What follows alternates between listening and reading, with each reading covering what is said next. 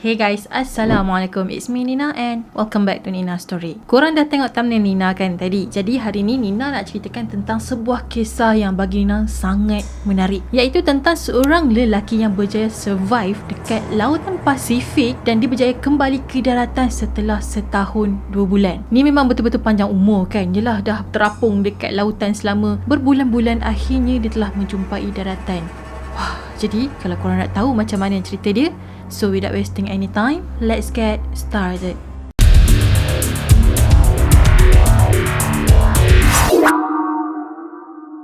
Cerita ni terjadi pada 17 November pada tahun 2012, iaitu di Mexico. So ada seorang nelayan yang bernama Jose Salvador berusia 35 tahun. Dia plan nak turun ke laut pada petang tu. Tapi pada masa tu cuaca tak berapa nak okey, ribut melanda. Tapi disebabkan dia dah plan nak tangkap ikan hari tu juga, so dia pun nekatlah untuk turun ke laut. Tak kisahlah ribut taufan sekalipun, lautan api sanggup kurenangi. Macam tu kan. Jadi dia pun turunlah ke laut pada petang tu. Selalunya Jose tak akan turun ke laut seorang diri. Jadi biasanya dia akan turun dengan partner dia lah. Tapi petang tu partner dia tak dapat nak join, dan dia pun ajaklah kawan dia yang seorang lagi yang bernama Ezequiel Cordoba yang berusia 22 tahun. Cordoba ni pula bukan macam Jose yang ada banyak pengalaman tentang laut semua ni. Tapi dah si Jose tu ajak dia, dia pun alang-alang orang dah ajak kan, apa kata join je lah kan. So diorang berdua pun turunlah ke laut menaiki sebuah bot seperti yang dirancang. Masa diorang tengah tangkap ikan tu kan, semuanya okey, tak ada apa-apa masalah. Tapi masa diorang nak balik ke jeti, tiba-tiba ada ombak yang besar ni langgar bot diorang. Keadaan jadi huru-hara bila diorang punya enjin bot tu tak boleh nak hidup pula. Dah lah diorang ni ada dekat tengah-tengah lautan lepas dengan ributnya lagi. Disebabkan diorang punya bot dah tak stabil tu, hayang dipukul dengan ombak. So Cordoba tadi tu dia tak boleh balance badan dia, dah hampir jatuh ke dalam laut. Tapi nasib baiklah si Jose ni sempat tarik kawan dia. Masa tu bukan enjin bot diorang je yang rosak, radio pun hilang, alat-alat memancing dan juga ikan-ikan yang diorang dah tangkap semuanya dah jatuh ke dalam laut. Awal plan diorang nak stay dekat laut ni 2 hari je. Sebabnya bot diorang ni bukan bot besar yang ada bumbung tu, bot diorang ni kecil je. Dan dalam bot diorang ni tak ada kelengkapan-kelengkapan yang lain. Jadi kalau matahari naik pacak atas kepala, diorang memang akan panas lah sebab tak ada bumbung bot tu. So yang tinggal atas bot diorang pada masa tu adalah box ais, sebiji baldi dan juga satu bekas besar untuk isi ikan. Bila ribut dah okey, dah reda semua tekan, tapi diorang ni sebenarnya dah hanyut jauh daripada Mexico. Bila ada kapal terbang yang lalu, diorang pun cubalah lambai-lambai tangan kan, macam minta tolong, tapi sebenarnya tak berhasil pun sebabnya diorang tu kecil, kapal terbang tu pula tinggi kan. So memang kapal terbang tu tak akan nampak diorang ni. Bila majikan Jose ni tahu yang Jose hilang dekat laut, so diorang pun melancarkan misi mencari. Tapi misi tu gagal sebabnya Jose dan juga Cordoba ni dah pun hanyut jauh dah. Makin diorang ni dicari, semakin jauh diorang ni hanyut dan susah untuk dikesan. Jadi bila dah berhari-hari dekat laut ni, nak minum apa, nak makan apa kan, tengah laut tu takkanlah nak minum air garam. So diorang pada masa tu dah berhari-hari dekat laut, diorang dah mula dahaga. Korang tahu tak diorang minum air apa? Air kencing sendiri guys. Sampailah bila ada hujan yang turun, diorang akan tadah dengan botol-botol yang diorang jumpa. Jadi Jose ni dia adalah seorang nelayan yang pro lah orang kata. Dah ada banyak pengalaman dah turun ke laut ni. Lagi satu, dia ada kelebihan yang boleh tangkap ikan dengan menggunakan tangan je. Jadi bila dah dekat tengah laut, barang-barang memancing pun tak ada, dia pun try lah tangkap ikan dengan menggunakan tangan. So dia dah pandai tangkap ikan ni sebenarnya dari kecil lagi. Apa yang diorang jumpa pada masa tu, ikan ke, burung laut yang terbang-terbang dekat bot diorang ke, penyu ke, semua diorang bantai makan je guys. Darah penyu dengan darah burung tu telah menjadikan sumber tenaga untuk diorang. Jadi bila ada burung laut kan yang mengelilingi bot diorang, pada masa ni lah diorang tangkap dan makan burung tadi. Manakala Cordoba tu pula, bila dia dapat tangkap burung tu, korang tahu tak, dia koyak burung tu macam dia koyak ayam yang mentah. Korang boleh bayangkan tak situasi pada masa tu dengan berada di tengah-tengah laut, dahaga, lapar semuanya. Jadi benda tu jadi macam situasi yang sangat, orang kata pun menakutkan lah, sebab diorang ni macam kebulu gila. Tapi bukan setiap hari diorang ni dapat makan. Ada masa juga diorang ni tak makan selama berhari-hari. Contohnya macam 3 hari tu diorang dapat makan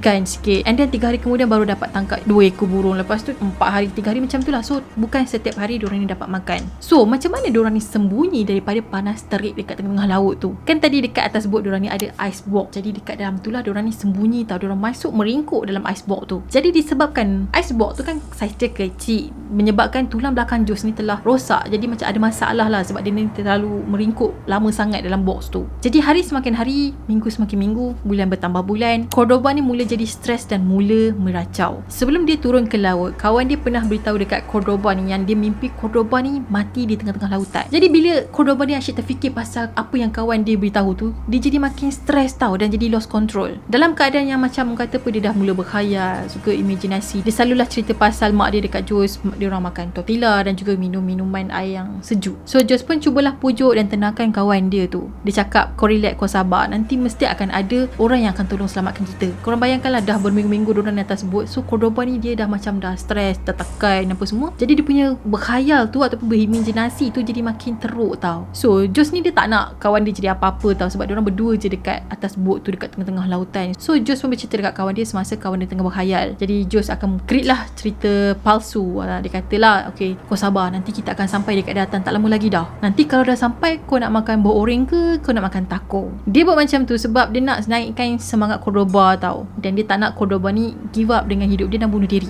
Tapi sampai bila dia boleh naikkan semangat Cordoba kan? Makin lama Cordoba ni dah jadi patah semangat sebab dia tahu yang diorang ni tak akan pernah sampai dan kawan dia tu just create cerita palsu je. Kononnya macam nak sedapkan hati dia lah. So masa diorang ada dekat dalam icebox tu, Cordoba ni pernah pesan dekat Jos. Dia kata nanti pergi jumpa mak dia. Lepas tu cakap dekat mak dia yang dia sekarang dah bersama dengan Tuhan. Setinya dia macam tahu-tahu kan dia dah macam tak boleh survive. Setinya satu hari tu, lebih kurang 10 minggu kemudian, diorang ni pun plan lah nak makan sedap-sedap sempena Christmas. So diorang pun dapatlah tangkap burung dan Jos pun siang lah burung tadi, macam cabut bulu-bulu tu lah. Tapi bila Cordoba dapat makan burung tadi tu kan, tiba-tiba dia tercekik. Rupa-rupanya dalam perut burung tadi tu ada seekor ular yang beracun. Jadi Jos ni pun buatlah yang terbaik untuk selamatkan kawan dia dan kawan dia ni sembuh. Sejak dari kejadian tu, Cordoba ni jadi macam paranoid untuk makan tau. So dia memang tak nak makan apa-apa, ikan ke burung lagi lah dia tak nak. Sehingga menyebabkan dia ni jadi kurus kering dan akhirnya dia meninggal disebabkan kebuluran. Even kawan dia dah tak ada, tapi kawan dia masih ada dekat atas bot tu tau. Dan dia sembang dengan Cordoba tu selama 6 hari tau. Dia anggap Cordoba tu macam masih lagi hidup. Akhirnya Jos decide untuk lepaskan Cordoba tadi ke dalam lautan dan tinggallah dia seorang diri lepas tu. Nasib dia pada masa tu pun tak tahulah macam mana lagi. Kalau sesat berdua kan, rasa macam consider jugalah kan berbanding sesat seorang-seorang. Ni bila dah tinggal seorang tu rasa macam nak hidup pun dah, semangat nak hidup tu dah tak ada kan.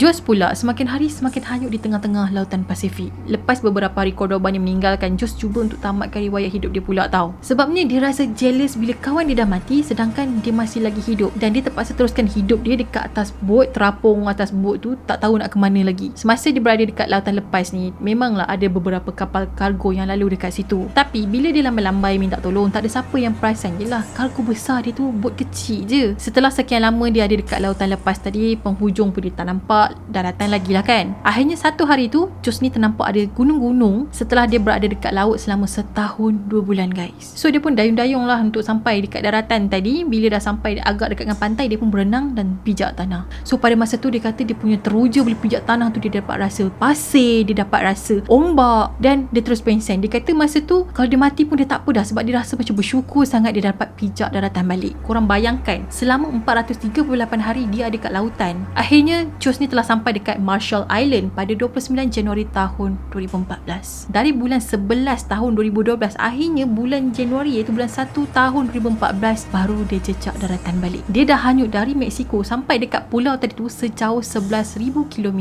guys. Jadi bila dia dah sampai dekat situ, penduduk tempatan dekat situ cubalah berkomunikasi dengan Jos. Tapi Jos ni dia tak boleh bahasa Sepanyol. Jadi diorang just communicate dengan menggunakan isyarat tangan je. Kemudian Jos pun dihantarlah ke hospital untuk mendapatkan rawatan yang selanjutnya. Pada masa ni memang kecoh lah dekat sana tentang seorang lelaki yang dah berlayar dekat lautan tiba-tiba dijumpa dekat pulau tadi. Jadi ramailah wartawan ni cuba nak interview Jos dan jumpa dengan dia. Ada yang sanggup curi-curi masuk ke hospital semata-mata nak tangkap gambar Jos ni. Masa dia dalam perjalanan nak balik ke Mexico, dia naik kapal terbang lah kan. Jadi dekat sebelah dia tu ada wartawan yang cuba ambil gambar dia. Korang bayangkan betapa desperate-nya wartawan pada masa tu nak tahu pasal Jos, nak ambil gambar pasal dia. Sebab kisah Jos ni memang viral gila pada masa tu. Akhirnya Jos pun sampai dekat Mexico, dekat kampung halaman dia, dan dia pergi jumpa family Cordoba. Dia pergi jumpa family Cordoba sebab nak sampaikan kata-kata terakhir daripada Cordoba, iaitu kan dia minta suruh Jos ni jumpa mak dia dan beritahu yang dia sekarang dah aman dengan Tuhan. Tapi family Cordoba ni saman Jos pula, sebabnya dia orang percaya yang Jos ni sebenarnya dah makan Cordoba masa dia orang hanyut dekat laut tu. Maksudnya Jos ni dah makan mayat Cordoba. Even ada juga orang yang tak percaya dengan cerita Jos, tapi cuma dia je yang tahu macam mana rasanya bangkit dari kematian. Sejak daripada kejadian tu, Jos memang dah tak turun langsung ke laut untuk memancing. Even dia nak masuk dalam hutan pun dia dah fikir banyak kali dah sebab dia dah trauma. Walaupun ada jugalah kawan-kawan dia yang paksa ataupun desak dia lah, dia jom lah turun ke laut, kita cari ikan lagi kan, alah benda dah lepas lah kan. Tapi Jos tetap tolak sebab dia memang dah takut dah. Sebabnya dia kata ada juga malam-malam yang dia tak boleh tidur sebab dia rasa laut tu seolah-olah menghantui hidup dia. Kalau dulu dia ni adalah seorang yang kuat minum arak kan, tapi lepas tadi kejadian tu dia dah mula berubah menjadi orang yang baik. Okay guys, itu sajalah perkongsian Nina tentang cerita Jos yang berjaya survive selama setahun 2 bulan. Bukan pendek Kalau seminggu pun dah, orang kata sesat dekat tengah lautan tu pun dah rasa macam lamanya seminggu. Dia ni sorang-sorang pula lepas kematian Cordoba tu. Dia survive sorang-sorang berbulan-bulan lepas tu pula. Ya Allah, macam kalau Nina pun tak tahu nak boleh imagine macam mana dekat tempat dia. Mesti stres. Kita akan macam, ya Allah, boleh hidup lagi ke tak ni. Tapi daripada apa yang Nina baca, Jos ni dia macam ada keimanan lah kan. Okay, dia kata dia sentiasa berdoa kepada Tuhan untuk sentiasa selamatkan dia. Tapi ya, alhamdulillah lah, Allah ni maha berkuasa. Apa yang dia kehendaki, kalau dia kata jadi, jadilah benda tu dan Jos dapat diselamatkan. Walaupun benda tu macam impossible, tapi akhirnya macam Nina cakap tadi tu lah kan, kalau Tuhan nak benda tu jadi, maka jadilah dia. Itu sajalah perkongsian Nina untuk hari ni. Kepada korang yang suka dengan video Nina, jangan lupa untuk subscribe dan turn on notification juga. Dan korang jangan lupa juga untuk follow Nina di Instagram. Kita akan jumpa lagi next video. Bye-bye. Assalamualaikum.